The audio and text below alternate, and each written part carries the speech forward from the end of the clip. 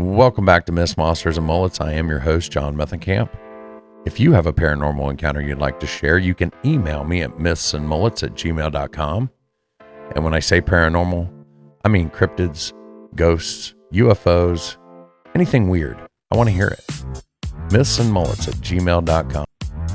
The amount of support you guys have been giving me over the last couple months has been absolutely fantastic. I really do appreciate it. And if you haven't yet, make sure you're hitting that subscribe button, liking, commenting, sharing. Tell a friend about the show. You know, word of mouth is the best way to grow. Make sure you're checking out the descriptions on all my episodes. If you look down below, you'll find a list of all my favorite podcasts, which includes Nevermore Hollows, of course, Drunken Cryptids, Ghost Gossip, Lodge Tales, and so much more. Tonight's episode is a good one. Rich calls into the show. He had a Sasquatch encounter many years ago while working on a farm in New York. And I really want to thank Rich because this is the first time that he ever told his story in public, and he chose my show to do it. So once again, thank you, Rich. And with that, let's start the show.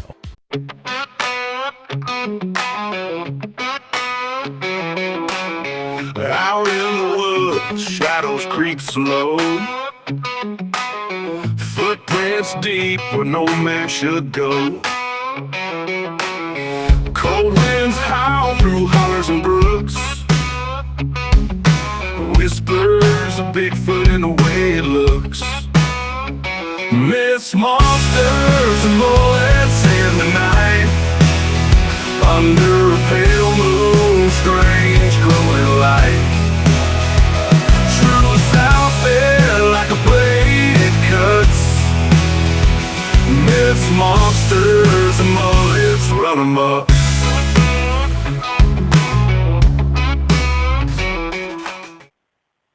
Welcome back to Myths, Monsters, and Mullets. I am your host, John Methencamp. On today's show, we have Rich, and I actually found him on Facebook. We're part of a Bigfoot group, and he said he had a story to tell, so I reached out, and he agreed to come on the show today. Rich, how are you today? I'm doing fine. Yourself? I am just wonderful. It's a balmy 60 degrees here in Indiana. I think we're expecting some rain today. So, yeah, we're just peachy here. Well, it's a balmy 78 and humid here in Florida. So, yeah, it's going to be in mid 80s today. Rain and thunderstorms on the way. Yeah, I lived in Louisiana for a very short time, and I couldn't handle the humidity down there. And just fat and hot don't get along. No, you can lose weight real quick though. But yeah, that's true. That's true. That's the hard way of doing it. But just sweat it off. That's right. That's right. But you have a Sasquatch encounter, and I think you told me it happened in New York. Yep, in central New York. And to be honest, I don't like using the word Sasquatch. That's kind of the Indian traditional name, and I'm more inclined to call them a Bigfoot or people of the woods. Kind of going back to the Native American lore. Yeah, this happened in 1979. I was 20 years old. Central New York. We had a farm that was off of Cuba Lake, the east side of Cuba Lake, and I was plowing a field with a Oliver 1855 and a high bottom plow, and I was coming down the north side of the field, and I don't know y'all know anything about plowing fields, but you're always looking behind you to see where your plow is and where you are in your furrow. And I was turned around to my rear looking back, and when I turned around, there she was. And I to be perfectly honest, I had no fear of her, just like she had no fear of me. I didn't have a hair come up on my body. I didn't get scared. I sat there looking at her like she was standing there looking at me. And how far away were you from her? I was probably within 50 feet, maybe 75 at the most. That's close. She was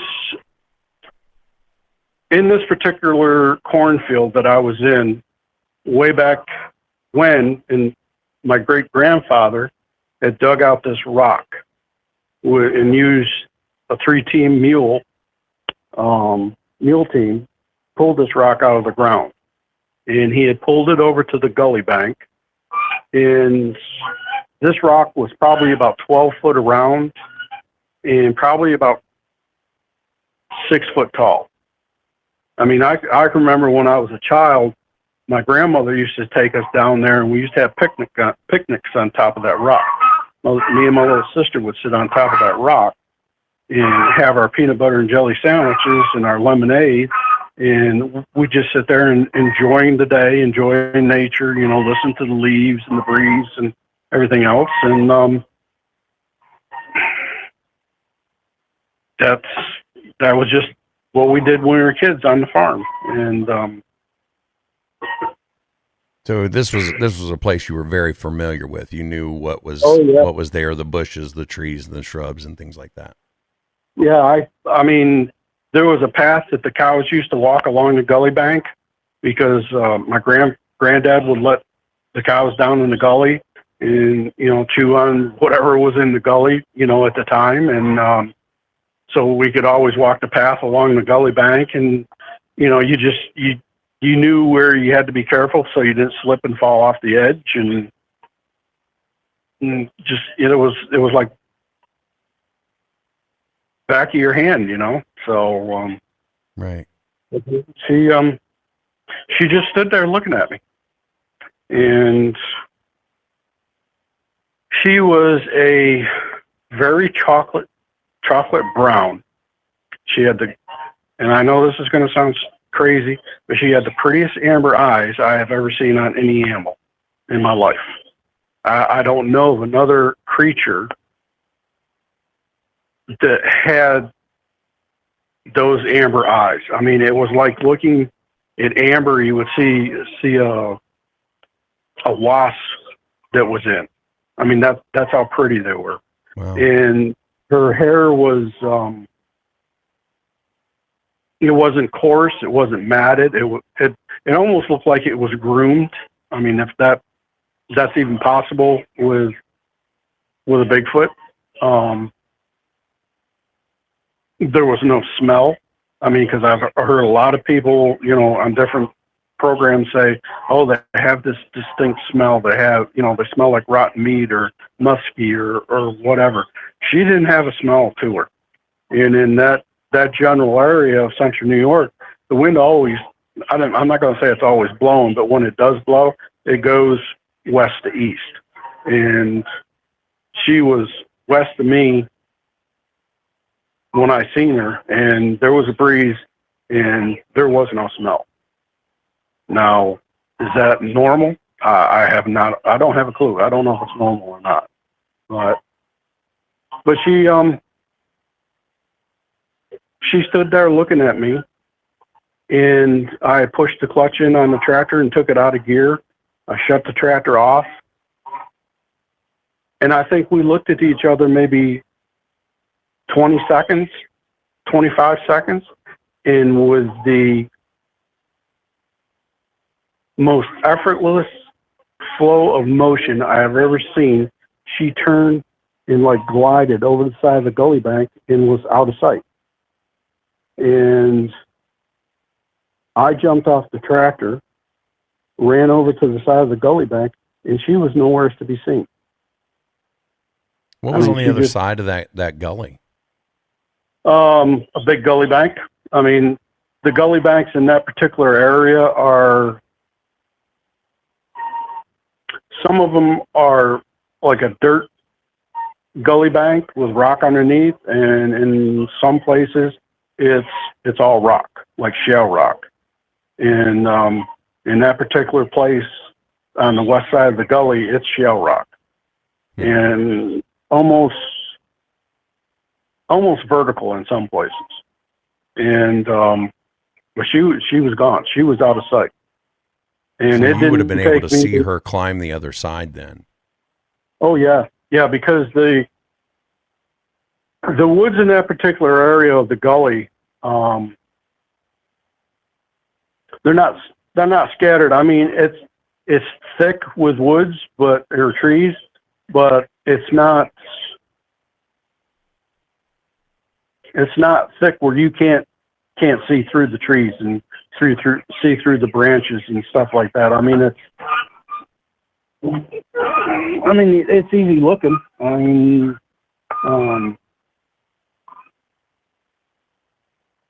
but yeah, she was gone. She was out of sight, and I couldn't tell you which direction she went to. She didn't leave any kind of footprints or path where she went through the leaves, because it was springtime. It was plowing time, and I think the leaves were just starting to come out on the trees, so there was still fall leaves on the ground, but the leaves weren't rustled, nothing. So where she went, I have not a clue. Did you get any, were you able to make out any features on the face? Her face was pretty much bare. She had hair starting below her lower lip, and covered her lower chin, or her chin, and under her chin, through her throat area. But her facial features, and I know this is going to sound crazy, but her facial features are imprinted in my mind. I mean, I can close my eyes and I can see her face. That's how well I looked at her. And she didn't look like an ape. She didn't look like a Gigantopithecus or whatever it is that Jeff Meldrum thinks they are.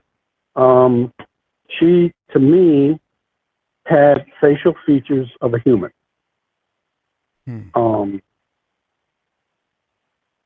mean, she looked at me just as inquisitive as I was looking at her. And like I said, I was not scared of her. She wasn't scared of me. She didn't intimidate me. I mean, it was just, if anybody was going to have an experience, I wish they could have an experience like I did. It just, now I think about it after 46 years, to me, it's kind of awe-inspiring, because I got to see something that a lot of people haven't seen. And it's just, I consider myself one of the lucky ones, to be honest, because I got to see something a whole lot of people across the world is never going to see. And it's just, I talk about it now, and it makes my hair come up on my arms now, because I'm one of the lucky ones. I was fortunate enough to see a being that we have no clue what they are, where they come from. I have my own thoughts what they are, but it's just, I just feel privileged. I really do. I feel privileged that I got to see her. Right. Yeah. You keep referring to it as her. Were you able to see breast, or how do you know it was a female? She had breasts. Don't ask me what size they were, because I don't know. I mean, they could have been 36 triple Ds. I mean, I couldn't tell you. I'm not proficient at telling how big they are, just saying, oh, wow. But she was, and I know this is going to sound weird, but she was strikingly beautiful. If that makes any sense at all. I mean, she was, like I said, the rock was like 6 foot tall. She was between 8 and 9 feet tall. I'm not a good judge of weight, so it's not nice to judge a woman's weight anyway. No, it's not. But if I was to guess, I would say between 500 and 700 pounds. And you see some of these women bodybuilders, she was ripped. I mean, seriously ripped. You could see muscles in her legs. You could see muscles in her biceps, in her forearms. You could see them, in her back when she turned. But she had no similarities to a grade 8 that you could ever think of. And I mean, it's like I said, her facial features look human to me. So now I don't have. If you were to take this creature that you saw and give it laser hair removal, would it have looked just like a human, just bigger? Yeah. Yep. Wow. Absolutely. I mean, she had the wide face, and when she turned to go away from me, she had a slight conical head, like most pictures you see. The best picture I can describe her to is everybody's seen this new AI picture of Patty from the Patterson-Gimlin photo. Yeah. That's what she looked like. And that was a female. Right. And I didn't see that picture of Patty until I was in my mid-teens, maybe. I mean, I'm just guessing because I'm not sure, but she like I said, she looked more human.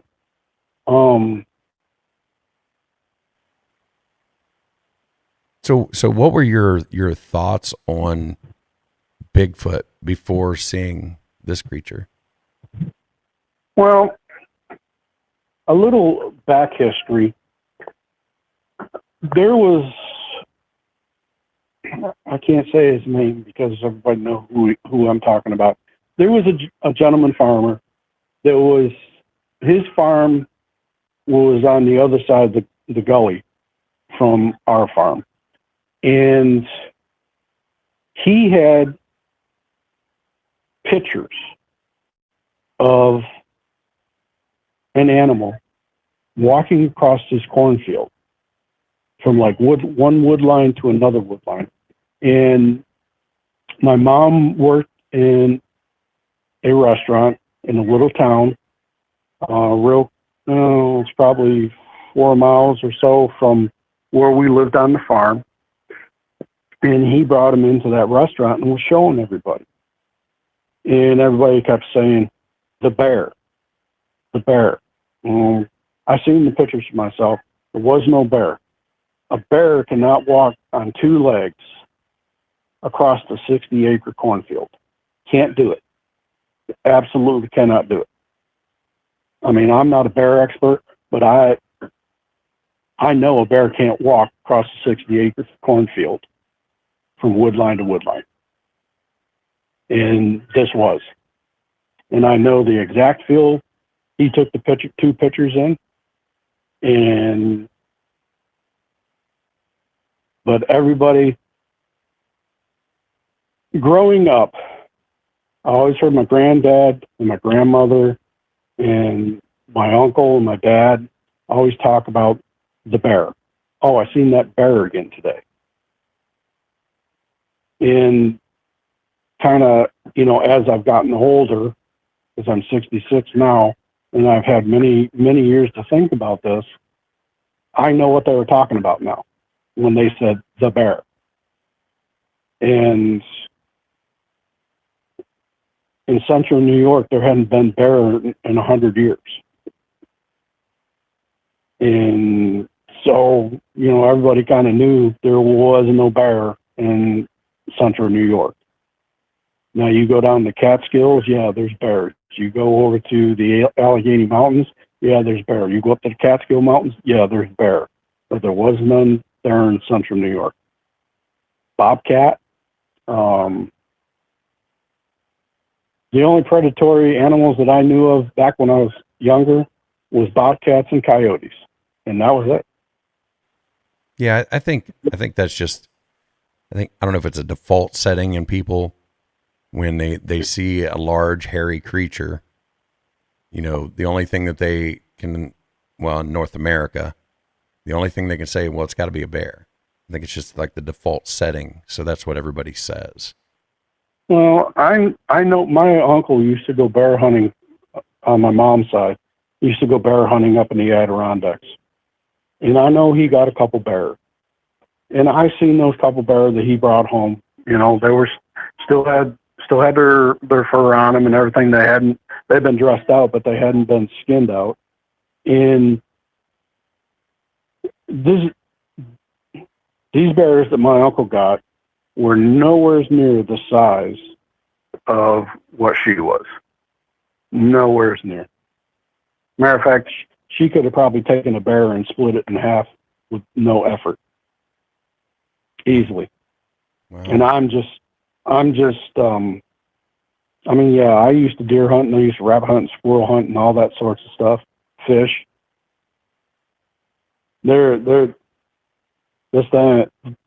This thing was made a bear look small. How you hear a lot of people talk about how wide the shoulders are. Did she have really wide shoulders like you hear in most descriptions? She did, but you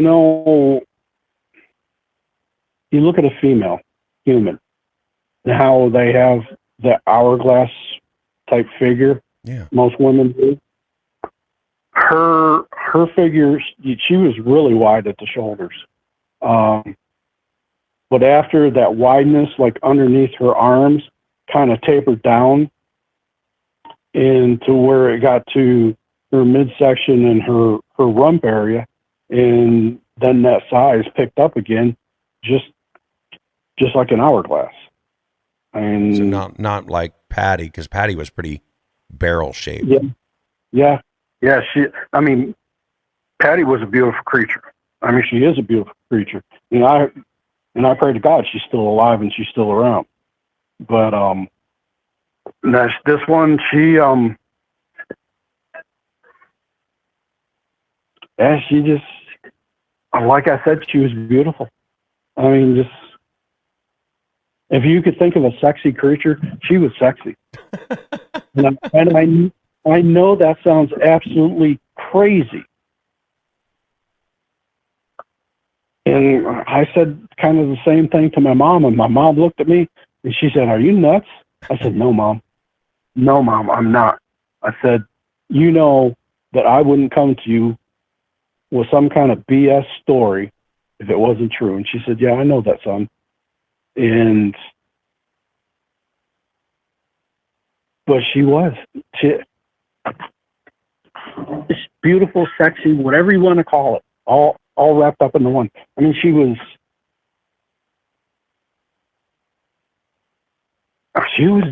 it.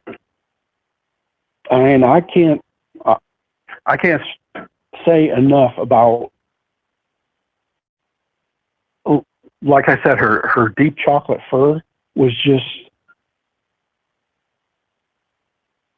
not that it glowed like, a woman would take care of their hair, but it was just as soft. And to me, it looked just as soft in manicured, maybe not manicured, but groomed to make herself look that way, look sexy, look beautiful, whatever.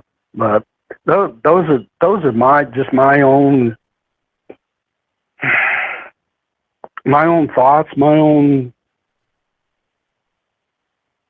seeing the beauty in nature.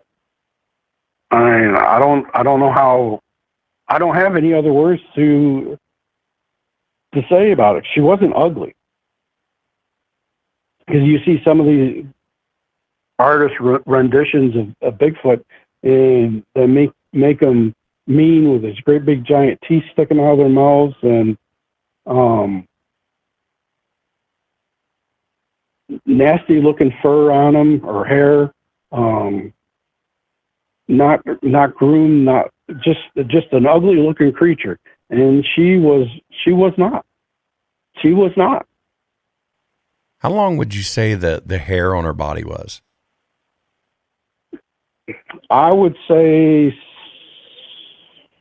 6 to 8 inches long, and that's just a guess. It might have been shorter than that. It might have been 4 to 6 inches. Did it seem like it was uniform? Like, yes. Like the head, yes. The hair on the head and the body? Yes. Absolutely. There was no gray in her hair. There was no, like tinges of red or anything like that. She, from the top of her head to what I could see of her feet, she was chocolate brown. What about the skin? You said she didn't have hair on her face. Was it, what color was it? It was a dark, like a chocolate color. Okay. Her lips,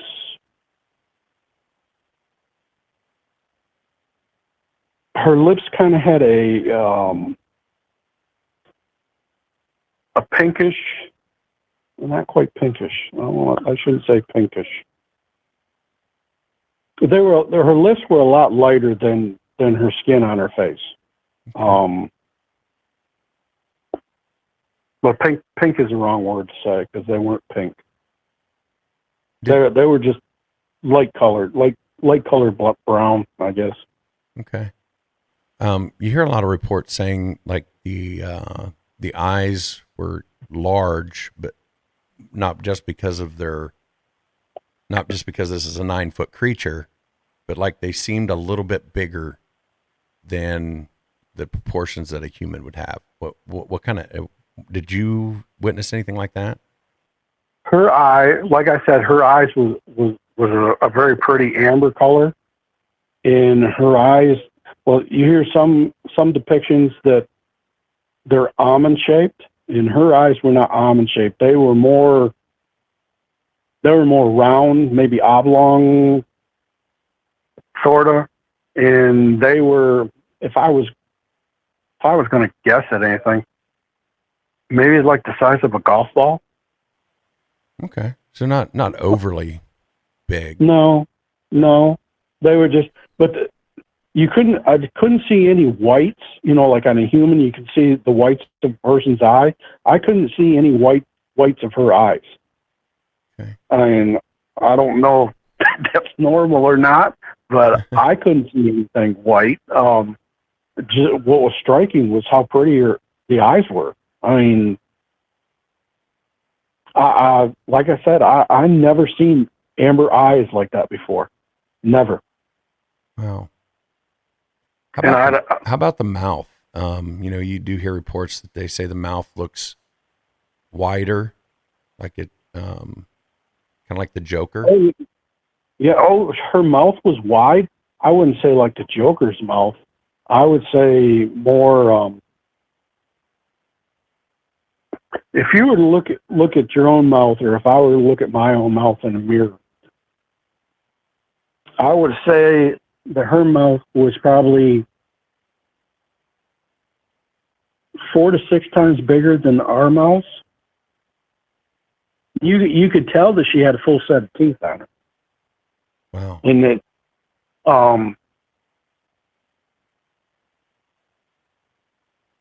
her,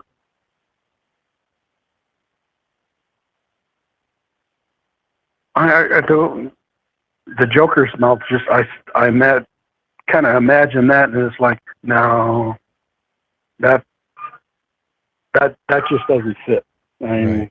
But I'm talking like, so of course it's, it's going to be bigger than your mouth or mine, just because it's such a bigger creature, but proportionately, how a human's face is, the proportions of a human's face.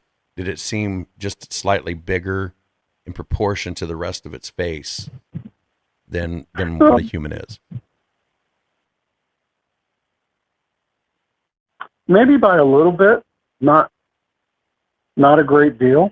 Okay. I mean, if you were to take you or me and take our mouths and make them 2 times bigger, Okay. that would kind of fit on the average. But hers was bigger. My closest analogy, she could probably take a good sized brook trout and swallow it in one bite. Oh, wow. I mean, if that makes any sense. Yeah. But Yeah. I mean, and there was brook trout, in the creek that was down there in the bottom of the gully. Right. How they got that, no idea. But Let's talk about the arms. Did they hang down lower than like what yours or eyes would? yes, her fingertips were actually below her knees. Oh, wow. She had very long arms. I don't know if that's just the way she wasn't slouching in any way. She was standing, perfectly upright, but you could see her fingertips. Let's see, she was facing me west to east.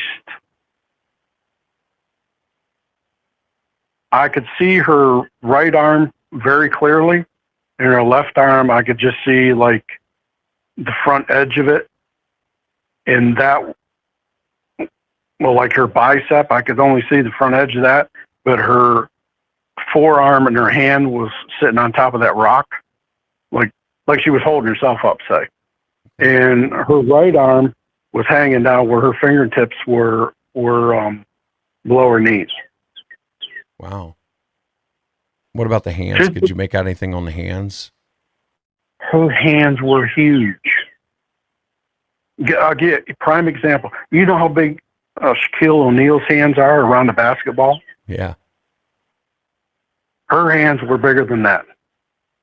Wow. I mean, I'm not going to say I got particularly big hands, but her hands would have engulfed my hands by 3 times. Did it have hair on the hands or on the fingers? On the back of her hands, I never seen her palms, but on the back of her hands up to her last knuckle before, like where her fingernails would start. And I don't ask me about fingernails because I didn't pay any attention to fingernails. I just, but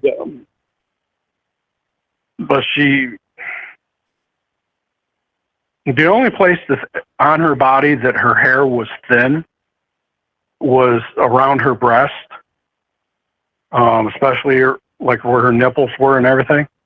There wasn't any hair around her nipples to speak of. Yeah. That's common. That's common in apes. You see they have the bare chest, even though they've got the hair or the fur all over them. Mm-hmm. Were you able to? How much of the legs did you see? Well, I could see all the legs on her right side, or all her leg on her right side, and her left leg was, well, of course, behind her right leg. Like her calf muscles and her thigh muscles were just enormous. Did you notice anything like odd about the legs? No, not particularly odd or anything like that. Just the reason I ask is sometimes you hear that people say that like their knees aren't proportional to how humans are. Like it seems like the knee is a little lower. In all honesty, I couldn't tell you. I didn't pay any attention to her knees to speak of.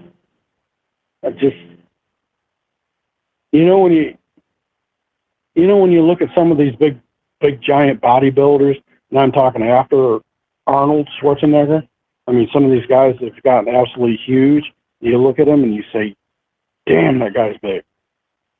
That's in my back of my mind. That's what I was thinking. Damn, she's big. Right. And you hear it a lot in encounter stories, and, you know, Wes Germer says it all the time. You know, usually there's something about the creature that your eyes are drawn to, and that's what you focus on the most. So, well,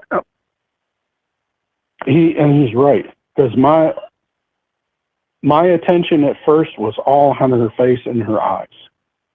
Were they memorizing? Her eyes were. I mean, just they were memorizing. I mean, just kind of drew you in, and it's like you were fixated on them.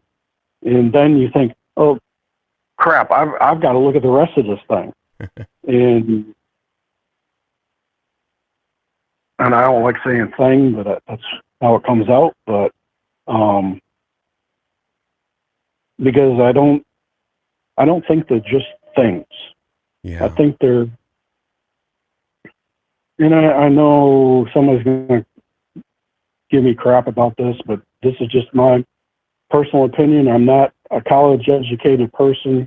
You know, I've just got street smarts, you know, common sense type of person.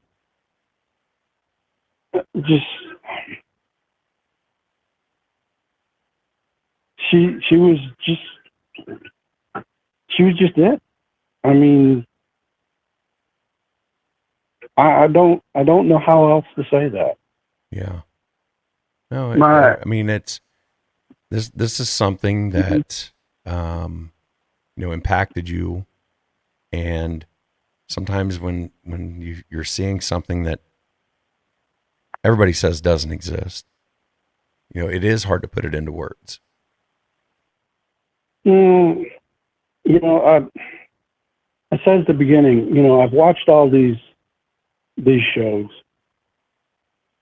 and I've watched some of this, and I'm going to say this, some of the stupid ass shows that were on TV. But I gravitate to more that's more scientific about Bigfoot. Yeah, I'm just gonna say it. Mountain monsters. That was just a comical parody of what a bunch of hillbillies, and I've got a lot of friends in Virginia. I lived in Virginia that are hillbillies, and I'm not taking anything away from them. But that was just, I'm gonna say this. I'm gonna get slaughtered for it.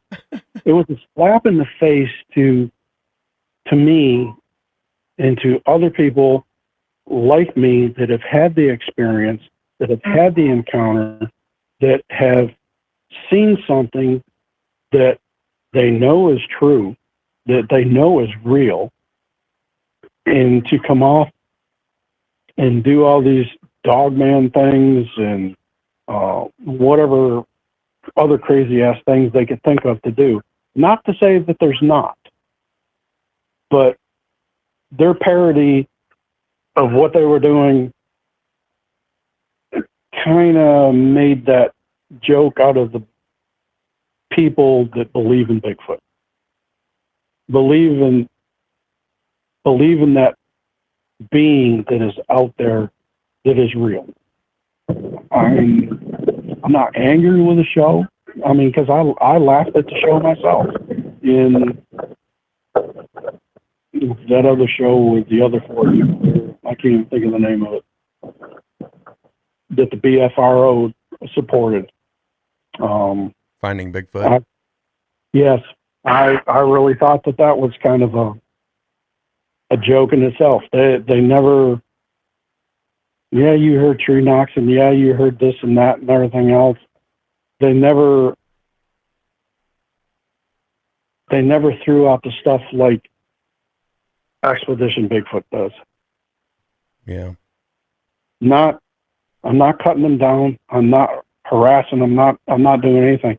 But to me, those two programs did nothing for the Bigfoot community.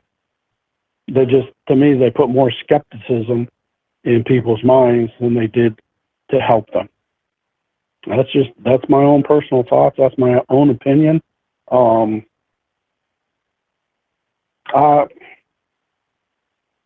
better get off that subject before I get pissed.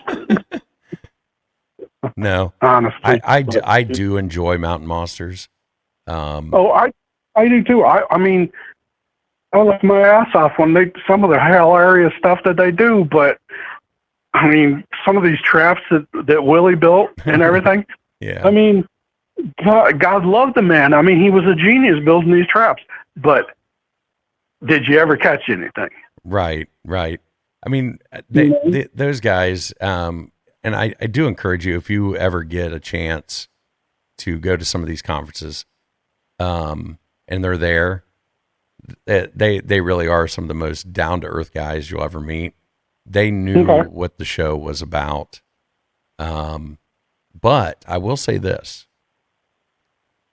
the creatures that, other than Bigfoot that they were chasing, they actually researched those. A lot of the things that they did in that show,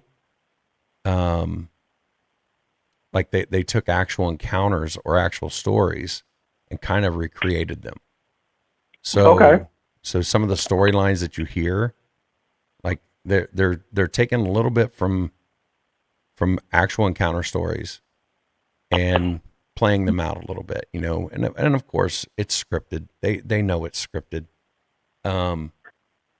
But that like I started watching it, and this is before I started researching Bigfoot and things like that. They're talking about Spearfinger and the Wai'a woman and all these things. Those are actual cryptids. A lot of them are from like the Native Americans. So, I'm thinking Spearfinger. What are they making up now? Now that is an actual spirit. I think it's the Cherokee. It's a Cherokee spirit. And so a lot of the things that they did depict were actual creatures that have been reported, and a lot of people don't know that. So, but yeah, I agree with you. There's a lot of shows out there that it does, and I see your side of it too. The when they're out there running around, hooting and hollering, whatever. Yeah, it is kind of making fun of people that have had experiences, but at the same time, I think, and this is just my opinion, I used to hunt, okay?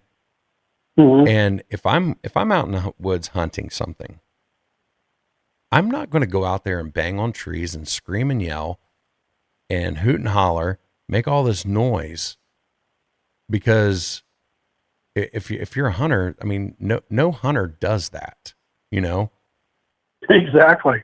And I kind of think that part of that show was tongue in cheek, making fun of things like finding Bigfoot. This is, we're gonna pump this up a little bit just to show you how kind of silly it is to go out there making all these noise and having these cameras and all these lights, and of course you're not going to find anything. No. So that's how I view the show. I really do like the show, but I understand the other side of it too. I mean, it's not that I don't like the show, because I do, and I wish they'd bring the damn show back on. I mean, my wife thought it was the stupidest thing that was on TV, but whatever. You know any family, or you got any family or friends that live down in Appalachian Mountains? Oh yeah. My family's from Tennessee and Kentucky. Okay, then you know where I'm going. I've got family that lives in Western North Carolina, and I've got family that lives in the Blue Ridge, and I've got friends that live up in the lower part of Appalachian, Georgia. And when they go to bed at night and they shut the windows and close the curtains, It's for a reason. Right. Right. It's for a reason. And Don't whistle in the woods. And yeah, we, when I lived in Virginia, I used to belong to a black powder club. And we used to go to rendezvous down in the Blue Ridge. One particular place was in Floyd County, up on top of Bald Mountain. And most times when you went to a rendezvous, it was all primitive. You had to dress primitive in buckskins or whatever. You could only shoot black powders. You threw a tomahawk. You slept out in a canvas tent or whatever. You cooked your food over open fire. You know, you were primitive. And we would camp up there on top of Bald Mountain, and we would hear things. I couldn't tell you what they were. I had no idea what they were. But you would hear vocalizations in the woods around you. I don't have a clue. Yeah. And, and that brings up another question that I did have about your encounter. Did that creature ever make any noise? No. She never made a peep. Never made a sound. And that takes me to, I've heard a lot of people, Expedition Bigfoot, talk about, what do they call it? Infrasound? Yes. Or something like that. She didn't do anything. I mean, nothing. Now, I can tell you that when I was a child, when we used to stay down at my grandparents' house, my grandmother used to sit out on the porch with us, me and my little sister. And every once in a while, we would hear a scream. And the scream was no bobcat. I knew from a little kid what a bobcat sounded like when a bobcat screamed. And this was no bobcat scream. Not when it carried through the woods, and when that sound kind of hit your chest, it kind of went through your chest, kind of thing. Yeah. And my grandmother would say, "Oh, that's just a bobcat." I knew Grandma was just, telling us that so we wouldn't get scared or whatever. But she would never let us be out on the porch or play hide and seek or catch lightning bugs after dark. Never. Just, no, it gets dark, you need to be in the house. Did she have a yard light that she called a booger light? No. Okay. Nope. It was, the only thing she had was a small little light bulb on the front of her house that Grandpa had put up for her. And the only other light that there was no security light even. The only other light was, there was a small light fixture over the milk house door. And that was it. When it got dark at my grandparents' farm, it was dark where you could actually see the Milky Way. And now that's going back. That's going back to the '60s and in the '70s. But right. No. If you were outside, you were on the porch, and Grandma was usually sitting with us. And when she said it was time to go in the house, we went in the house. She locked the door, closed the curtains, and we went and watched TV for a little bit, and then we went to bed, or we went straight to bed. I mean, there was no messing around outside, catching lightning bugs, none of that.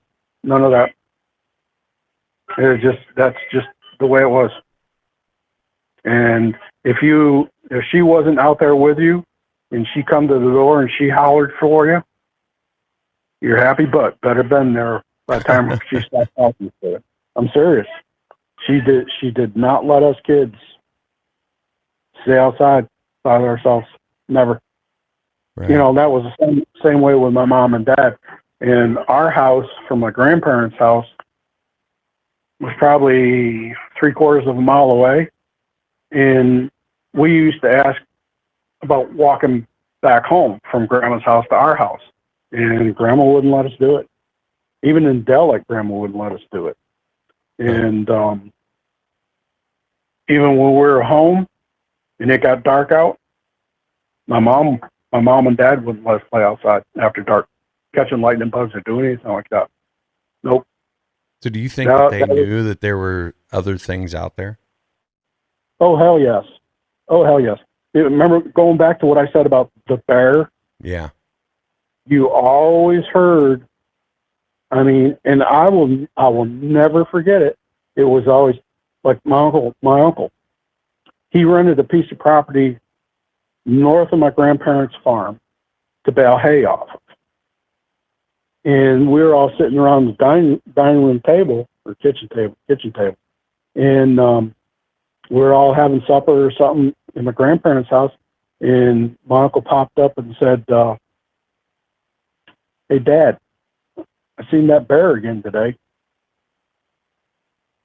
And Grandpa would kind of look up from eating his meal and say, "Okay, son." And that's all that was ever said. Huh. There wasn't a big conversation about it. None at all. It was, you heard the bear, a couple words after that, and then there was nothing else. Now,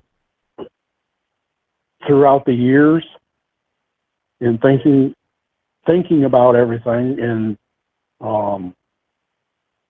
being a rational adult, I'm not going to say I'm the smartest book in the cupboard, but putting two and two together and coming out sometimes with six,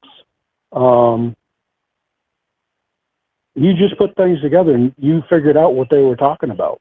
And you knew when I was a kid, you didn't bring the subject up. You didn't say, "Hey, tell me that story about the bear." You just didn't do it. Right. Just didn't do it. And if you did, you got grabbed by the ear, took in the other room, and got your ass whacked and said, "Don't you ever talk about that again." I'm not kidding. I am not kidding. If my mom didn't do that, my grandmother did it.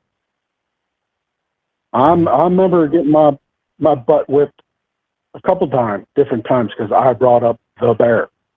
Really? And oh yeah, yep. That is no bull crap. None at all. And I remember that like it was yesterday. You brought up the bear, you were fixing to get your ass tanned. No lie. Yeah. But it could have been, since they knew what it was, that it wasn't a bear. Mm-hmm. You know, we don't want you talking about that because kids are going to make fun of you and everything like that. Well, and you're probably right about that, because the school I went to was K through 12. It was a 3-story building, or 2-story building, 2-story building, K through 12. In the middle was a gymnasium. My mom graduated from that school. My dad graduated from that school. And you never heard anybody say anything about to the subject of that. Right. Never heard the bear. Nothing. And I think that up until I would say the 90s, really early 2000s, anything that has to deal with the paranormal, UFOs, Bigfoot, stuff like that, it was so taboo that, you hear a lot of people saying, why are there so many more people having encounters today? I don't think that there's more people having encounters. I think that, one, we didn't have a way to record them. And two, people didn't want to talk about them because of the stigma that came with talking about them. So I'm not sure that we're actually having more encounters. I think it's more people are more comfortable talking about their encounters. Yeah, I tend to agree with you. I can tell you from the time I can remember when I was a kid, there was always UFOs up around, flying around our farm. I remember people talking about it. Remember, my uncle was when my uncle was in the Navy.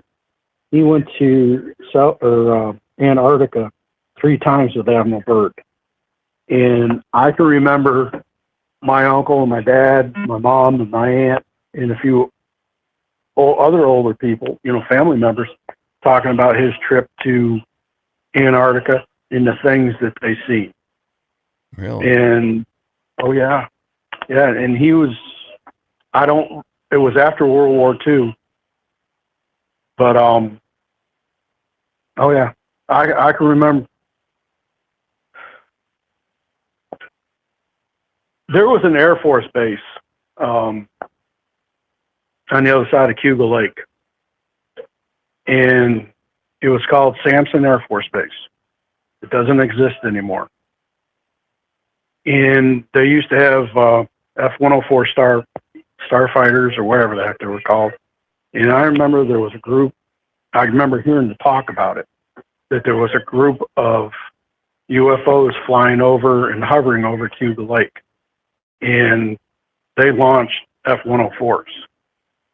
And I can remember F-104s flying over our house and my grandparents' house. But supposedly those F-104s chased those UFOs north over Cuba Lake. And when they got up by Cuba, New York, which is a little town on Cuba Lake, they were gone and out of sight. And the F-104s just left them in dust. Wow. I'll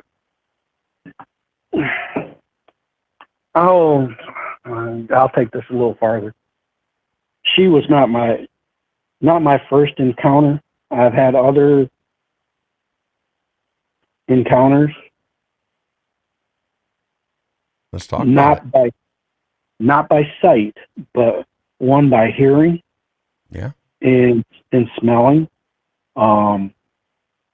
Like I was telling you about down Floyd County, Virginia, where we live here in Marion County, Florida.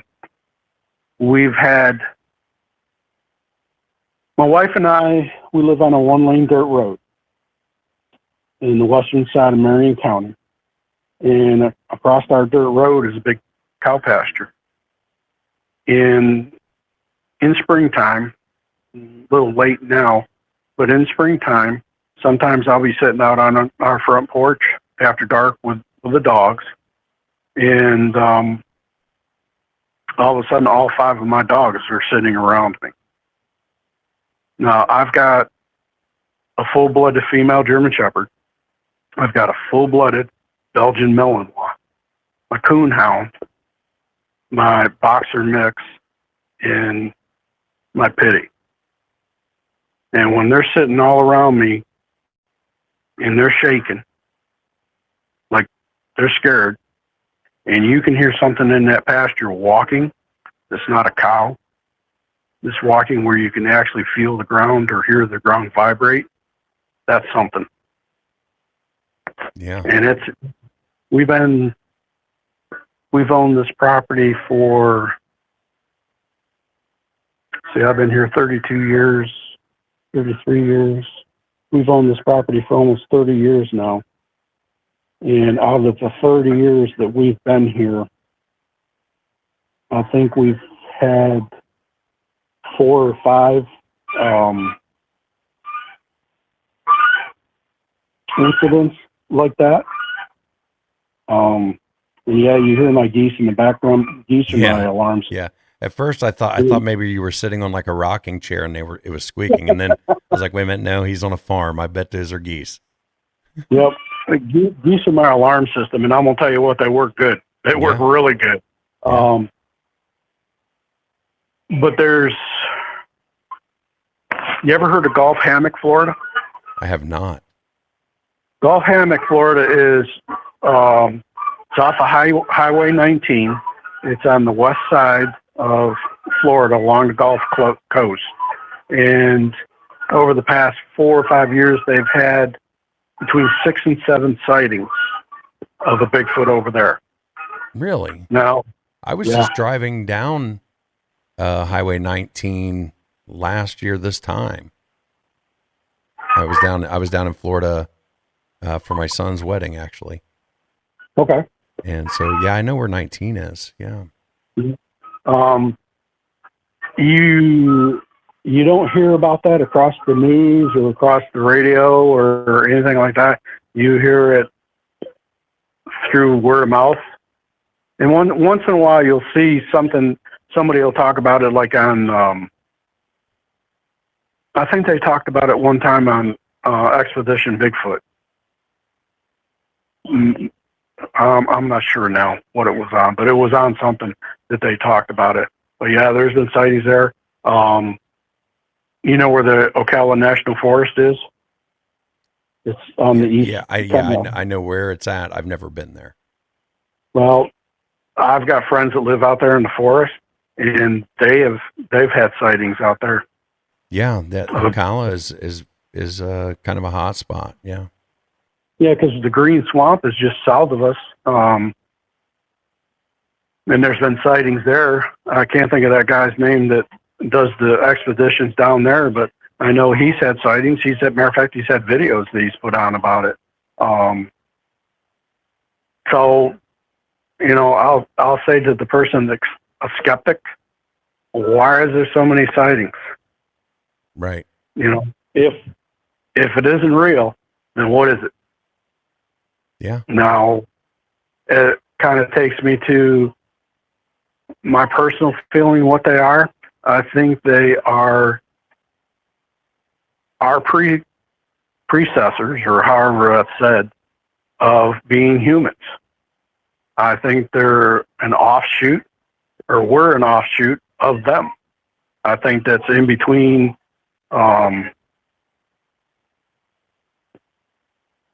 them going from Neanderthals type, and that was kind of the split. Neanderthals didn't make it, and they did. And it comes to us. Do I think they're highly intelligent? Hell yeah. They're a lot smarter than I am. I'm not a dummy, but they're a lot smarter than I am. I mean, if they can outwit me and hide from me and vanish in a blink of an eye, oh yeah, they're a lot smarter than I am. Yeah. Yeah. Yeah, you could be right about them. I mean, even some of the Native Americans, they're just another tribe, a tribe of people. So, yeah. Well, you know, it's I'm not going to get on the Native American kick or anything, but we could learn a lot if we just sat down and we listened to Native American elders and the stories that they tell and the things that they talk about. They're not far off the mark. Yeah. Of our Creator, of the creation of Earth, and what kind of beings Bigfoots are. I don't think they're far off the mark. I think if the scientists really sat down and they listened to what these folks have to say, I think they'd be marveled. Yeah. I know you're a new listener to the show, but if you go back, I have 4 episodes.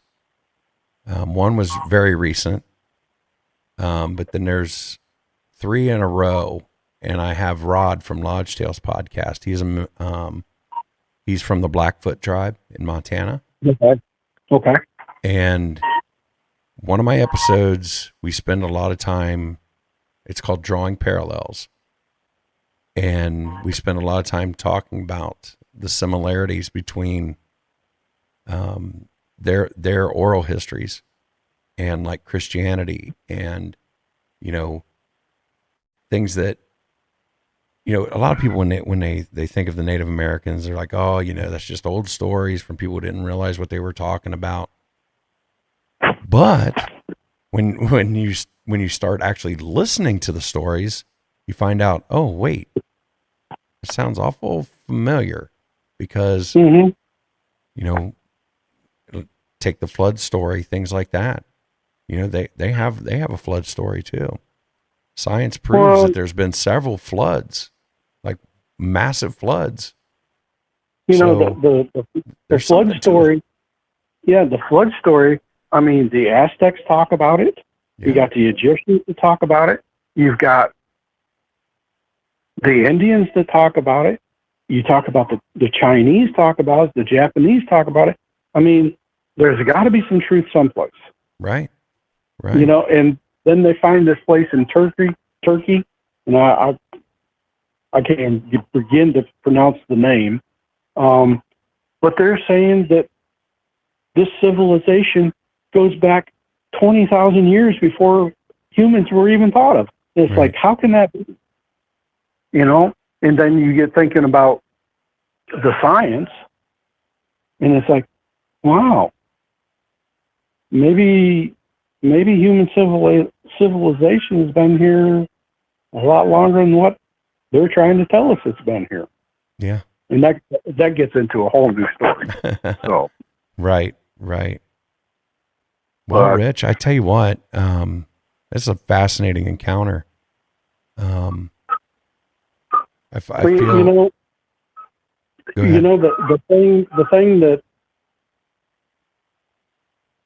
the thing that I'd like anybody to understand. I mean, believe me or not, and I don't really care if anybody believes me. I know what I've seen. I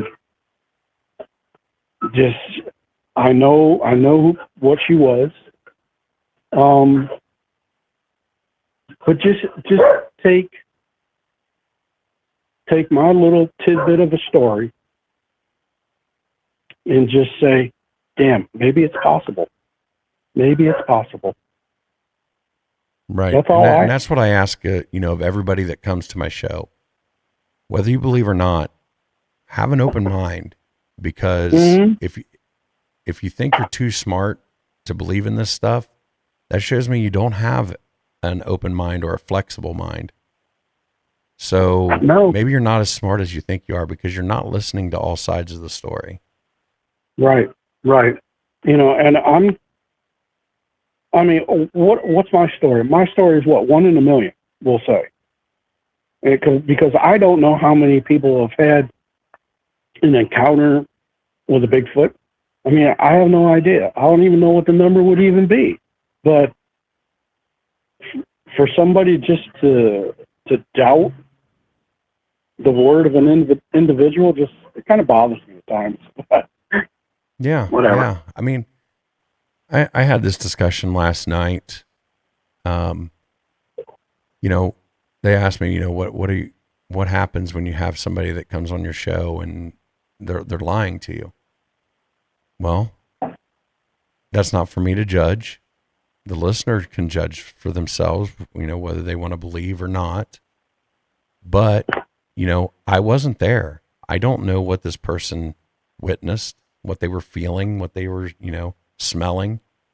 So it's not for me to judge, whether they're telling the truth or not. Will there be people that'll come on my show and say, probably pull my leg? Probably. But, I'm not going to hook everybody up to a lie detector. I'm not going to, get them sodium pentothal and make them tell the truth, No. You have to be willing to risk that there are going to be people that are going to try to come on the show just to, I pulled one over on John. No, you want to know something? That would piss me off so bad. It wouldn't be fun. I mean, and I'm sorry to say that, but if you're going to come on a program, and I don't care if it's your program or Tom, Dick, or Harry or Jane's program, and BS somebody about an encounter, that just shows what kind of person you are. Right. And I tell the skeptics, just like you, Rich, I'm not making any money off my podcast, so obviously you're not making any money coming on my podcast. So, there's nothing to gain by people coming in and telling their stories. And you want to know something, John? If you would have said to me, look, Rich, if you come on my show and do my show, I'll give you X amount of dollars. And this would have been my response to you. If you have to pay me to tell my story, it's not worth me telling my story. Right. Right. You're absolutely right. Because, and I'm going to say this, and you're probably going to beep it, but I'm not getting anybody when I tell my story. Right. And if you're here to believe me, thank you. I appreciate you believing in me. If you're here to say, he's just a bullshit liar, you want to know something? You can go someplace else, sit on it and spin. I don't need you. Right. You know, and I am, any one of my family members, my wife, my daughter will tell you, I don't bullshit anybody. I tell you how it is. I tell you what color it is. And 9 times out of 10, it's black and white and there is no color in it. You know, colorful words. Yeah. But I don't need to bullshit somebody to make them believe a story.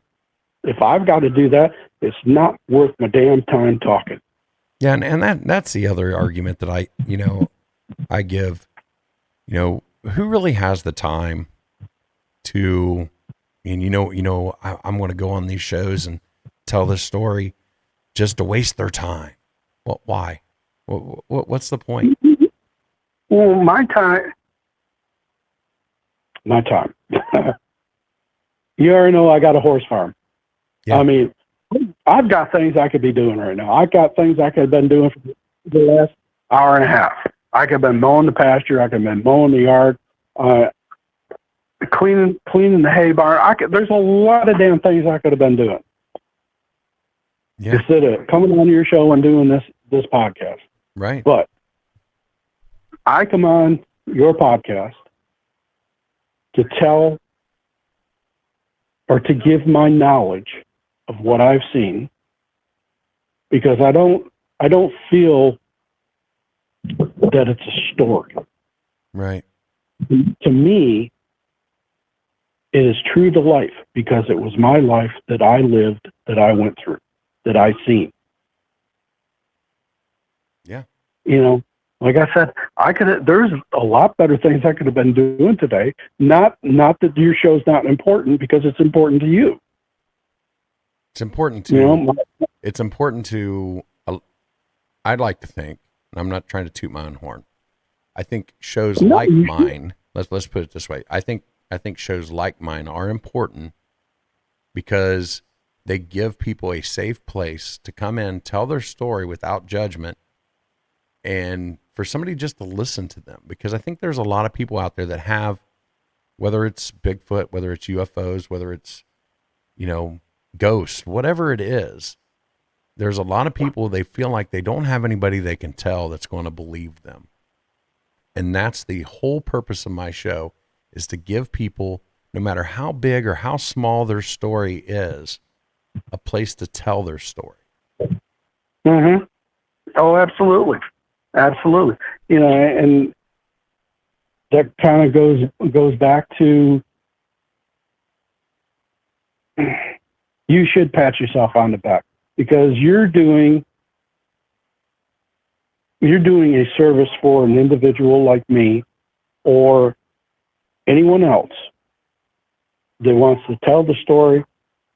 Like me, I hadn't said for 46 years, besides my mom, my wife, and my daughter. Those were the only 3 people that knew anything about this. My mom passed away 2 years ago in October. And when she was on her deathbed, I said, Mom, it's time for me to tell my story. And she looked at me and she said, Rich, when the time is right. Yeah. And my wife, she's from California. They used to go camping. Oh, I can't even tell you where. Her grandfather had a cabin someplace in the mountains in California. And they had heard things, but it was all taboo not to talk about. There wasn't no such thing like that. That was all myth and legend and BS. And my daughter, where she lives in Virginia, Carson, Virginia, they hear whooping sounds all the time, because they have a swamp that's not far from them, and they hear whoops. all the time. She calls me. She says, Dad, Dad. I'll say, what? We heard it again. We heard it. And it's like, you know?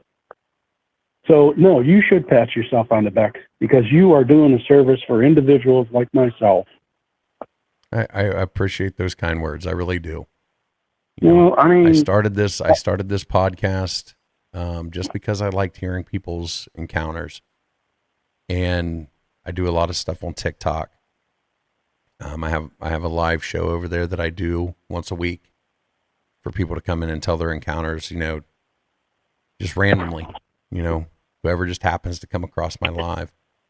And the more I've done this, the more that I get people who come in, and I realize that, they've been waiting for somebody to listen to their stories. And I guess I am kind of patting myself on the back like this, and I don't normally do this, so I apologize. No, you don't have to apologize to me. I mean, like I said, you're doing me a service. I mean, you're putting me. You've made me feel at ease.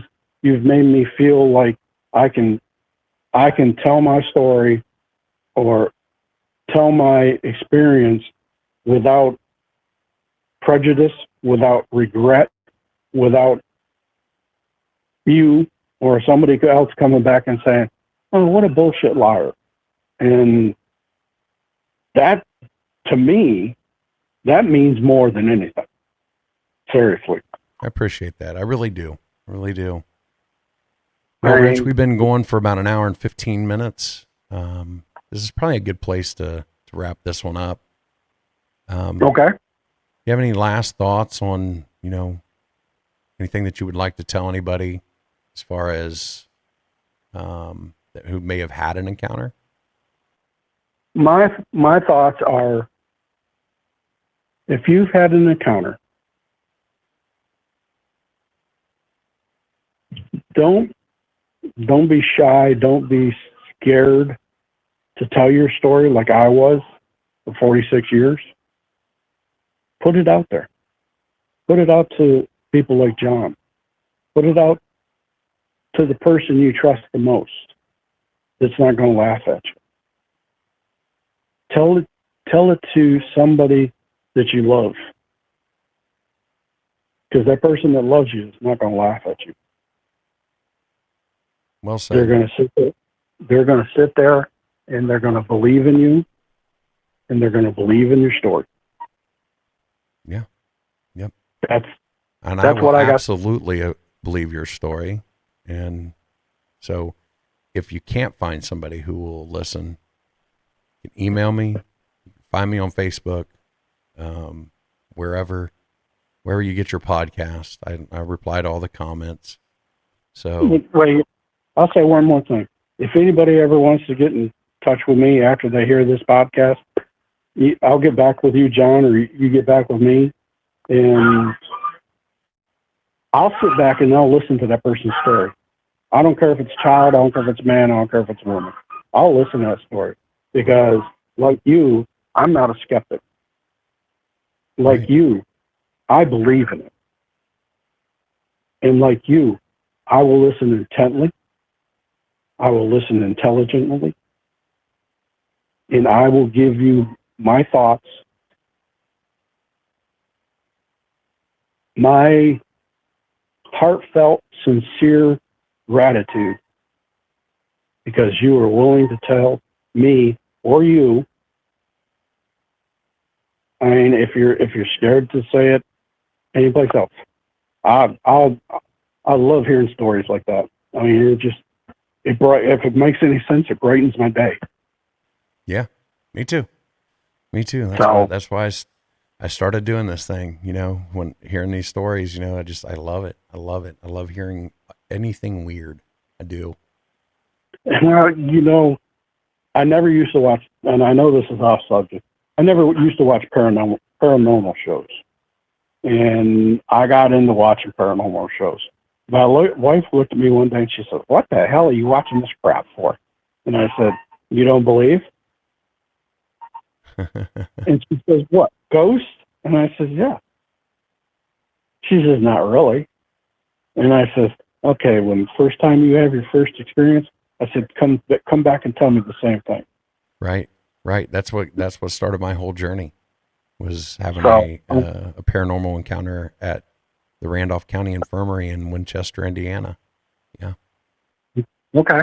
Well, I know this is off subject again, but I've had quite a few UFO experiences too. And why don't we set up a time for you to come back and we can talk about some more? Okay, that'd be great. Yeah. Because I got 2 of them right now that are absolutely bizarre. Yeah. We'll get you back on for a part 2. We'll talk off air about that. Okay. All right. Well, Rich, I do appreciate you coming in tonight. And well, I guess it's this morning. Let me rephrase that. I appreciate you coming in this morning, and stick around. We'll have a little conversation off air. Well, I appreciate you asking me, John. It is. It's been an honor. It's been a privilege. I finally have told somebody besides family that truly and honestly believes me. I do. All right, Rich. I appreciate you coming on. And for anybody out there that's listening, if you have a paranormal encounter, you've seen Bigfoot, UFO, maybe you saw Bigfoot riding in a UFO while on a ghost hunt, you can email me at mythsandmullets@gmail.com. Talk to you later. Gotta go. Shadow in the pines lurking in the dusky air. Bigfoot stomps through the woods like he don't care. Lights in the sky flash green then blue. Aliens descending with a secret or two. Whispers in the breeze, cold fingers down your spine. Ghosts in the graveyard, twisting through time. Eyes wide open in the dead of night. The myths and monsters giving one hell of a fright. Oh, Myths, Monsters, and Mullets podcast, spinning wild tales of a future and a past. Hosted by John Methencamp, fiery soul. He takes us where the wild unknown flows. Oh, Myths, Monsters, and Mullets podcast, spinning wild tales of a future and a past. Hosted by John Methencamp, fiery soul. He takes us where the wild unknown flows.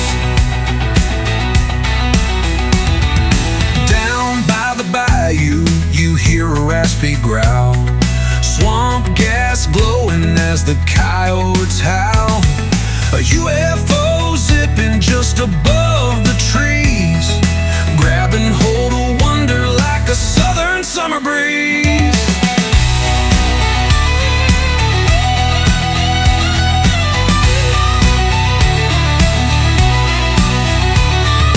Some call it crazy, others call it a lie. But listen real close as the truth passes by. The lines are blurry, the story's bold. John Methencamp spins them into southern gold.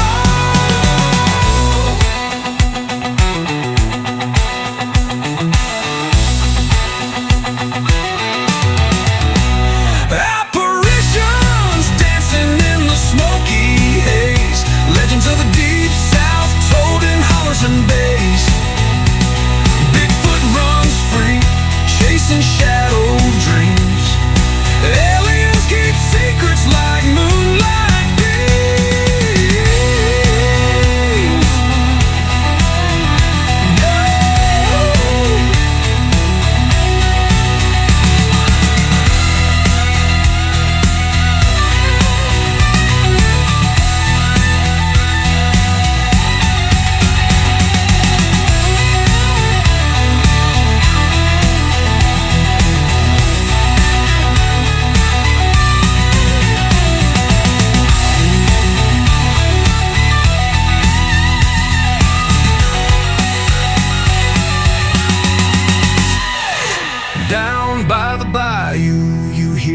raspy growl.